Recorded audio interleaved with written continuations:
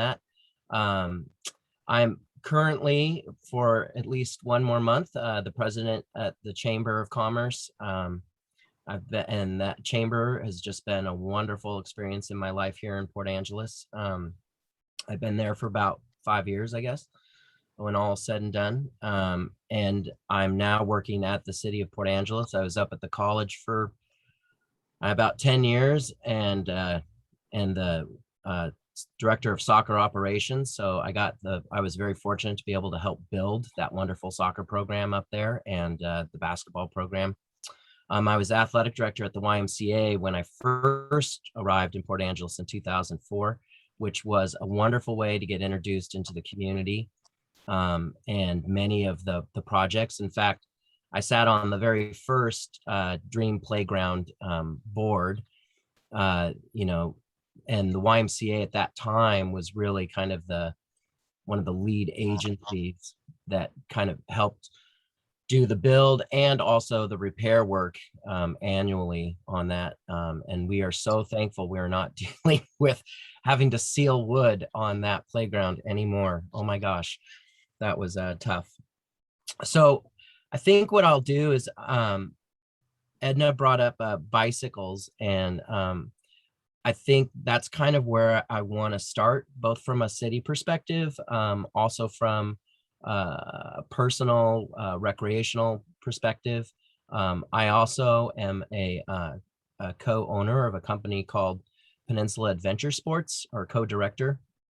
And we put on events such as the Big Hurt, which is the multi-sport event that's in downtown Port Angeles every September and has been going on here. I think it started in 2008 was the original event, might have been 2005, something like that. And then we also do an 80-mile relay race, which is on the Olympic Discovery Trail and the Adventure Trail. Starts out at Clahalia Campground and ends up at the casino. And that's in February, if you can imagine. People are crazy. But then we've really kind of ventured into this. We do these gravel races, a gravel series. We have the Holy Roller, which is on the Hoh River, and that is a 60-mile, 80-mile, or 20-mile backcountry bicycle race on old logging roads, and that's out on the Hoh River. And then we have the Soul Grinder, which is another course on the Solduck River, that same thing. And then another one in Quilcene, which is called the Bon John Pass Out.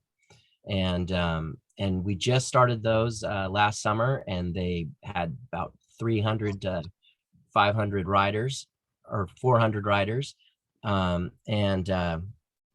Those were extremely fun and yet draining. My co-director, Lori, put a lot of work into those. And we got I only want to bring this up because we talked about the Dream Playground and the heat wave. On the Soul Grinder, we had at the top of the pass, it was 36 degrees, and this was at the beginning of June. The end of June, when we were also doing the Dream Playgrounding build, I hauled my tired butt down to Quilcene, and we had a race down there for the Bon John Pass Out that was about 110 degrees. So that was the difference in temperature just in June. That was pretty interesting. But that brings us to what is relevant to that, and also Port Angeles and what's going on that you may not know about. Well, on the city perspective, we have two really wonderful projects that we are working on, which is one, does everyone here know about the BMX track that we have at Lincoln Park? Yeah, okay. So the BMX track was, I'm not sure of when exactly it started. I know it was here when I first got to Port Angeles, but it was really an underutilized feature of our infrastructure. And about, I want to say probably about 10 years ago or so, Corey put together, the director of Parks and Recreation, a partnership with Lincoln Park BMX. And that was a nonprofit community group that was a group of locals that band together to kind of help reinvent this track. And if you have not been out there by the airport and seen the BMX track lately, you should go check it out. It's not dirt, it's paved. It's got lights, it's got parking. I mean, it is like this amazing facility. And it was all done through this community partnership with the city. And the reason why I highlight this is because one of the things you may not know about is that track has been significantly gaining in popularity and use, and that allowed myself and a group of other people to come together, form a committee to put in a bid for a regional championship series, which we just found out that we won the bid. We beat out Spokane, Washington, and we, as of September 16th through the 18th of 2022, will be the hosts for the USA BMX Gold Cup race series, which is pretty significant. That's it's a national series. It will probably bring, if we look at past places, the last one was that was in our region was in let's see, Richland, Washington. That had about a total attendance of about 6,000, 7,000 people over 3 days, about 1,800 hotel room nights. It has both streaming and national stage recognition to it. So we are expecting to have quite a few people come into our community for that event, and it's really all due to the fact of the work that this community partnership has put into this facility and raised its presence. And I think it's important to highlight that because John and I were just talking about the Dream Playground before some of you might have joined. And again, that's another one of those community partnership projects that, was a $600,000 plus project that really could have been so much, it would have cost a lot more. And quite frankly, I don't know that we would necessarily, as the community, the size that we are, the resources that we have, would have been able to necessarily lift that on our own as an agency. We pretty much have finished that project, but it's another one of those things that is community minded, but reaches out so much further than that. And I call it an infill, which means that, we've got these projects that we're doing that make this a livable city for the people who live here year round, but also is something that when people come to visit, you now can say, hey, let's go check this out. Let's go do this wonderful thing. And the Dream Playground is certainly that. We are currently in the midst of finishing up a fundraiser for lighting the Dream Playground. One of the main concerns about the old Dream Playground was that it was kind of, it was easy to lose track of kids in it. It was dark because of the massive tree canopy. And it was hard to keep clean. And so we've eliminated a lot of those things. But another one is, in trying to take back our parks and kind of facilitate them more for what we consider actual desirable uses. The group has decided to try to get money to do some lighting there. But also, we have also taken another underused facility, and now we are working with a group to put in the pump track. And the pump track is another about $600,000 project. We've got pretty close to raising most of the money needed. We're probably about another $50,000 out. But we will break ground there hopefully this April, May, somewhere in there. And for those of you that don't know what a pump track is picture kind of, it looks like a BMX track, or kind of like a wavy skateboard park. And the whole purpose of it is that it's designed so that when you put a scooter or a bicycle or a wheelchair on it, as you go up and down these rollers, you actually, the centrifugal force of going around this loop, you can actually gain speed by not pedaling at all. And you just go faster and faster and faster and faster. And one of the joys of this is that this is something that can be done by all age groups, by many different able-bodied, people with different challenges, physical challenges. And so it's got a huge user appeal to it. And even better is it takes another piece of a very public, city park, and fills it in with desirable uses that we would like to see in our parks. And again, is another one of those things where it's for the people that live here, it's a wonderful year-round experience, but at the same time, it's something that people coming as they go up Race Street to Hurricane Ridge, they can be like, oh my gosh, there's that wonderful park, and there's the pump track. Oh, we just happen to have our kids' bicycles.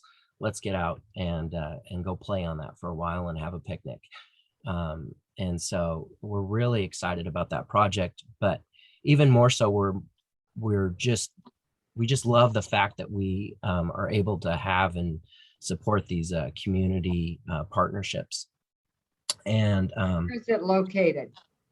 It's located at it'll be right next to the Dream Playground. So that Erickson Park. So you'll have Dream Playground, the skate park, and then where the grass is right now, off the parking lot, is going to be where the pump track will be. I didn't mean to interrupt, sorry. Oh no, that's fine. In fact, anytime anybody wants to interrupt, I otherwise I'll just keep going. So from the pump track, and staying with some of the things that people may not know about, is I wanted to link into again with bicycle, and this has more to do with Peninsula Adventure Sports. Is we are currently in the process of building a cyclocross track out at Extreme Sports Park. Cyclocross is huge in Europe. It's basically their version of like NASCAR. It's has huge attendance, and it's a growing sport here. It's pretty much 10 speeds meets like a mud run. And we actually, this weekend will be our first actual competition. We did a test run last March, and had great exposure to it. But I guess the really cool thing about this is that this was a pandemic deal. I had been talking with Matt Acker and Dan Morrison about their track, and they were discussing different ways to get more people out there and do different things. And I brought up this cyclocross that I'd seen on YouTube, and I just happened to they're like, well, yeah, let's try it. So I made a phone call to somebody I didn't even know, which ended up being the president of Washington Bicycle Racing Association. And before you knew it, we had the president from Washington Bicycle Racing Association. We had the events director from USA Cycling Association, which oversees like the national team and all those wonderful things, flew out here. We had a track designer from Oregon come up, And all these people were looking at this site and they're just going, oh my gosh, the potential is huge here. And so we have just had this amazing support for ever since then. And they automatically put us on the calendar, on the race calendar. And so this weekend, we actually have the Washington Regional Championships will be on Sunday. On Saturday, we'll be having an event, or it'll be a race up to that, an open race that'll have all the different categories. But the exciting part about that is that we have the promoter of the largest cyclocross series in the country, which is a national race series, is coming out to look at this venue and to see whether or not they want us to host some national race series. And if we get linked into that, that would mean it would mean streaming, it would mean TV, it would mean again, you know, the possibility of, you know, thousands of riders coming out this way. And so we're not really necessarily there yet, but all the people that we need to be looking at it are coming and looking at it. And you know, we've kind of got a 3 to 5 year plan. We may jump that into this first year. And so we're pretty excited. So if you want something really cool to go do this weekend, you've got your family here visiting, come out to Extreme Sports Park and see what this is about. It's I mean, these people, they enjoy mud, you know, that's that deep. And it's pretty crazy.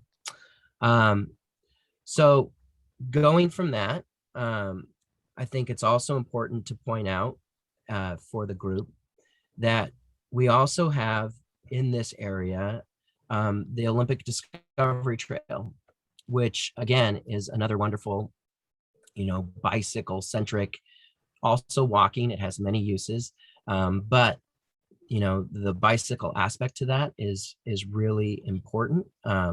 There is a wonderful event that happens over in Squim, the Tour de Lavender, which this year, well, this year they had to limit because of pandemic, but you know, last year they were well on their way to over 1,000 riders, and that uses many parts of the Olympic Discovery Trail. And then we also have our Ride the Hurricane, which for the first time last year reached its max. We couldn't actually take any more people. And that is the event that goes, you know, from downtown up to the top of Hurricane Ridge.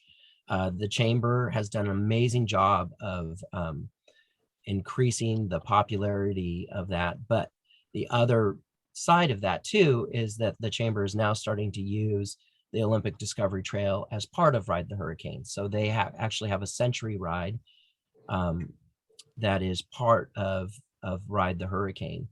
And I bring that up because again, we're talking about, you know, infrastructure and recreational opportunities that not only you know, better and enhance the lives of the people that live here, but they're also like key you know, recreational and tourism features of our community, and kind of, you know, the shifting balance of where we see ourselves in our economy. And so, you know, the Olympic Discovery Trail has been difficult. We've you know, it's been a long slog putting it together, and that's one thing. But you know, then you have the maintenance side of it, and appreciating the value of what that brings to all of our lives. You know, I am now part of the city that is overseeing like the maintenance of the Red Lion to the Four Seasons Ranch part. And I can tell you, it's a real pain in the butt to do any work down there because there's so many people using and commuting on that trail that anytime you even try to just do anything, people get mad at you for working on the trail, even though you're trying to, you know, help the trail because they got things to do and they want to be on it. But you know, again, there's another great partnership there with Peninsula Trails Coalition. but I know they've had their hands full. We've had our hands full, because once again, it's something to build something, but then you also have to maintain it. And, the city finally, we were approved, I think a couple years ago, to start putting about $80,000 aside every year just to help maintain what we're doing on that trail. And I am happy to say, I know that that Jeff's on here. So, and I'm sure Jeff already knows this, but we have recently just got 8 new HPA permits, which is for being able to work near the water, for some significant infrastructure rehab that will be starting up here first week of December, I think. And and again, that's one of those things where it's really hard on some of these. Dream Playground's another great example of trying to create the infrastructure that will also not only make things happen, but then protect them once they're there. And the city has really been working hard to try to figure out how to do that with the Discovery Trail, or at least that portion. Staying with the bicycle stuff, I did also want to point out that we also have Coalville Trails, which is off of 112, and I always get this wrong. I think Jim Kelly Road. It's where the horse trailer parking is, on the adventure, kind of into the adventure trail. It's Cross Place Road is to the right, and to the left is whatever that road is. It's Jim Kelly's brother, Dan. Oh, Dan Kelly. Thank you, Jeff. And that is a mountain bike park and skills center. And that's another, I think it's Upper Left is the name of the group that's been working on that. But again, it's another wonderful feature for people visiting Port Angeles and people who live here, to get out on their mountain bikes and practice going off jumps and over drops and on, and single track trails. It is extremely cool. And for that matter, the Adventure Trail, I don't know how many people here have been on the Adventure Trail, but it is probably one of the best unkept secrets of our area. That I have yet to meet anybody that's from out of the area that doesn't come across the Adventure Trail and just fall in love with it. It's the unpaved section that links the Discovery Trail between basically the Elwha River to Lake Crescent, and it's rugged but not crazy. And it's this wonderful horseback riding, running, walking, and bike riding trail. And my partner Lori runs 2 great events out there, Goat Run and Oat Run, which are running races on that trail, that have a lot of broad appeal across the country. And then last, I guess I wanted to bring up, for those of you who may not know, that we also are home to the Northwest Cup, which is a downhill mountain bike race series, which is on Dry Hill. And that is kind of across from the Lower Elwha gas station. And that is my good friend, Scott Tucker, no relation other than we're just like both just awesome dudes. And that, I'm not sure how long that's been running, at least for 15 years, I think. But Yes. that is a nationally renowned downhill mountain bike racing course. And I mean, pros from all over the world come and race there. And on their race weekends, they'll have about 800 riders. And if you are into downhill mountain bike racing, if you go on YouTube, you'll find Dry Hill featured on there, which is where we hope to get with our cyclocross course as well. But I guess, you know, I just wanted to bring that up. I mean, Scott's done an amazing job with that. It is part of the inner culture of downhill mountain bike racing, and he does such a great job. Uh, but I just wanted to round that out to give you guys kind of a broad picture of really what maybe you didn't really know was developing in our community, this infrastructure for both, you know, homegrown recreation and also the tourism perspective and possibilities that these represent, and that dynamic relationship between, you know, community partnerships, Port Angeles, the city of Port Angeles, and in some cases, you know, the county and the Forest Service, and just kind of what's been kind of developing out there. So, Okay, Tim, this is me, Edna. yeah. Yep. And I'm going to play neighbor and friend, and I'm going to toss you a whole bunch of questions. Sure. So who would, my observation, through the years working on all the committees, and I'm old, you all know that. I'm kind of almost as old as Brewer, but actually not. And I'm older than he is. So rolling along with that, as a community, we've always said tourism, and it's like July 4th to Labor Day. And then they drop off and then they come. And we've always said, let's have conventions. What are we going to do the shoulder season, right? Right. And so who would have thunk it's bicycles? That's my opinion of what's going on in our community. And Jeff, you've worked for forever to make some of this happen. Hats off to you as we've rolled along and all this has gone on. But I see now that this part of our world is shifting to lifestyle rather than meetings. So I'm not saying we can't still have conventions, but I'm saying I see the bicycles filling an economic shoulder season stuff. So, because I've lived next door to you and seen you load your stuff up and go sit at 3 o'clock in the morning when it's really cold, and I'm thinking, Tucker, you are nuts. So anyway, going along with that, that's an observation, and you can say, no, that's not true. What age groups at the BMX? The BMX is, I'm not sure exactly how young they go.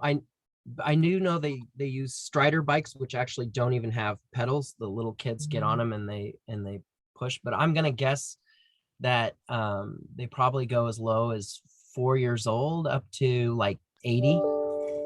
Okay, so that covers everybody. It's not an isolated little event. Yeah, and they all cover everybody. I mean, we've had I was down in an event for cyclocross down in Oregon, and they had an 80-year-old racer in there. I would say probably, you know, one of the bigger categories is that 50 to 60-year-old, both men and women.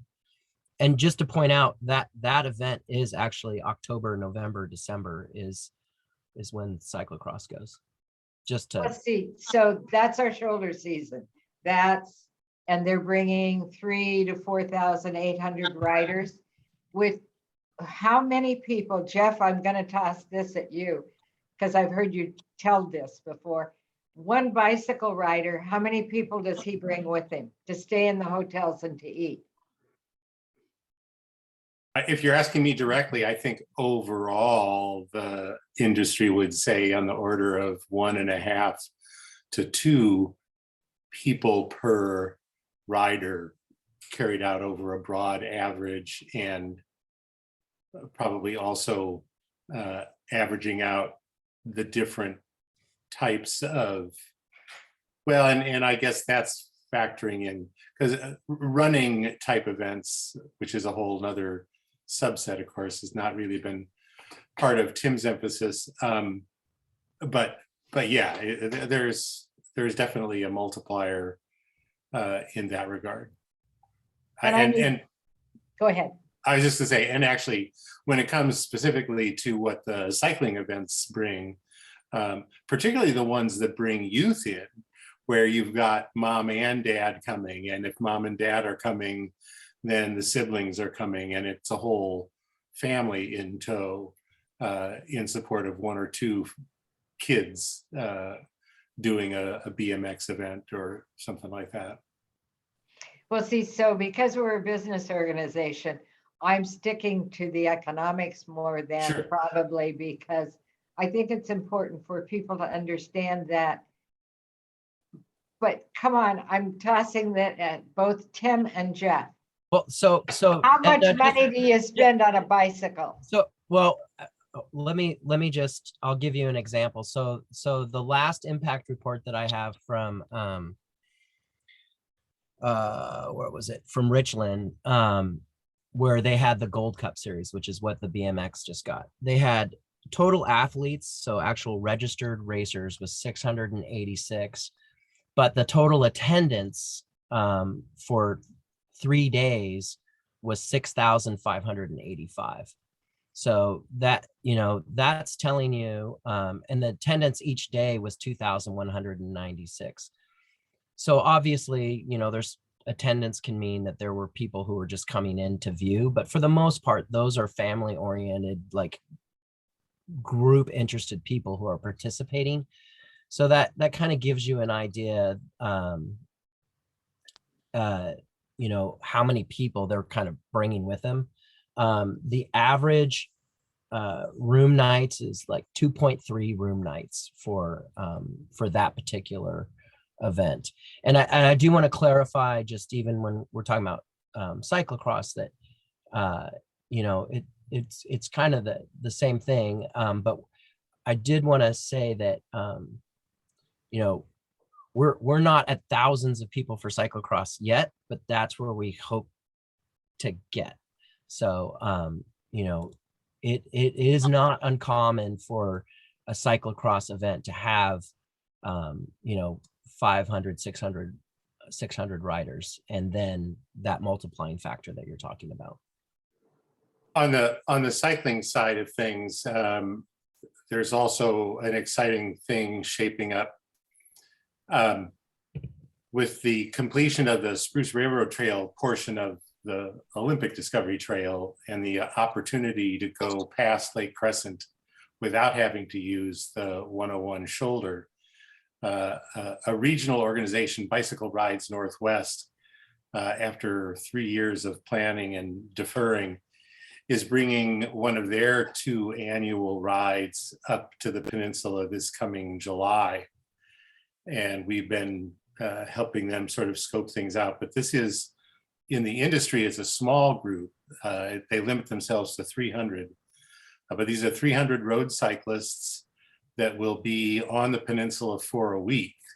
They're arranging spending nights at Fort Worden one night, at the fairgrounds for 2 nights, out at Salt Creek for a night, a couple of nights at Tillicum Park, out in Forks a couple of nights. And this is 300 very well-to-do folks. I've been known to refer to cyclists these days as wallets on wheels. The folks who do these sorts of things for recreational as opposed to competitive events, the distance rides, are oftentimes using bicycles in the $5,000 to $10,000 range. And this event brings along a complete catered tent facility, a trailer with shower facilities. I was stunned to learn the other day, when they set up their power needs, they even set up a cluster of tents that people can rent rather than using their own tent, that are supplied with electric power for riders who have CPAP machines and need that kind of support.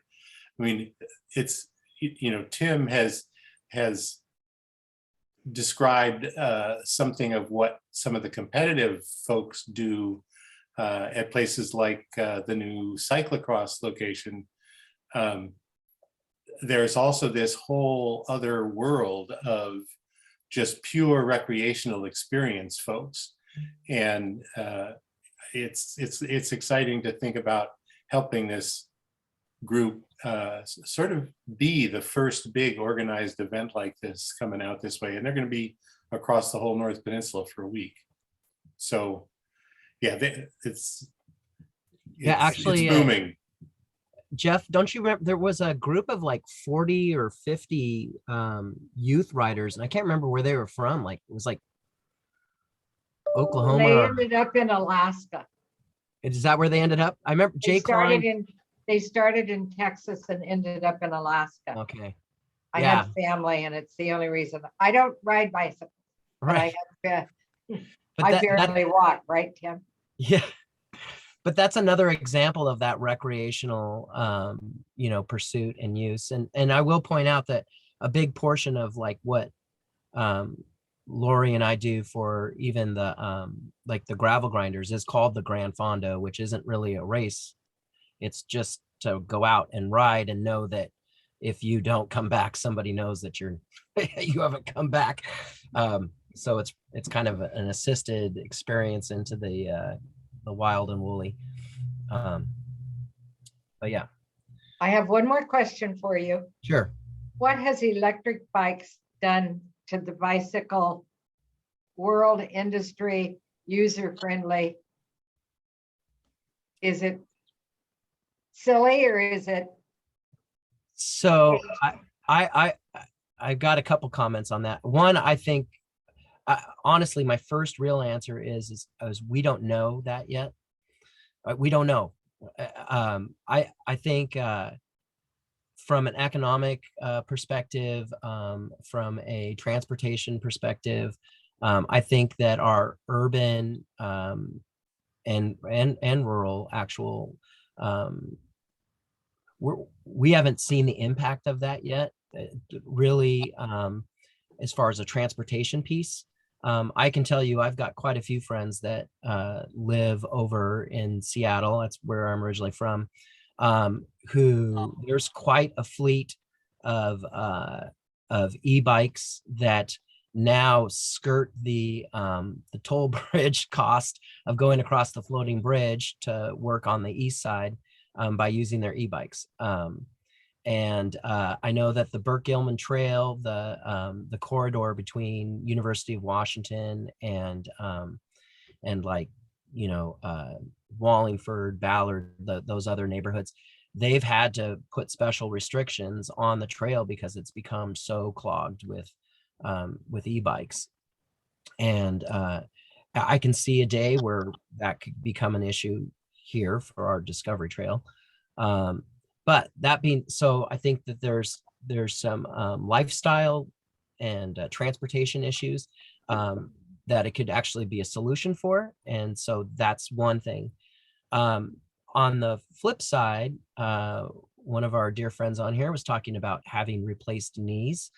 And I like to tell this anecdote, which is that my wife and I, Shannon, we host the table at the top of Ride the Hurricane for the riders, and we hand out the chocolate milk and and get to high five people. Well, back in the times when you could touch people.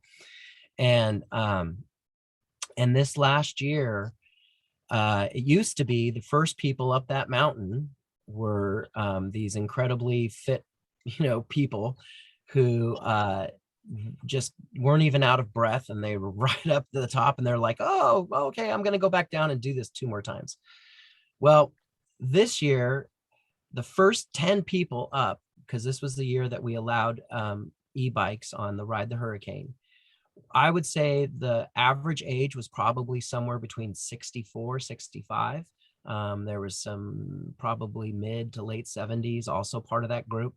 The woman who was in front of this group had a little basket on the front of her bike with a flower on it.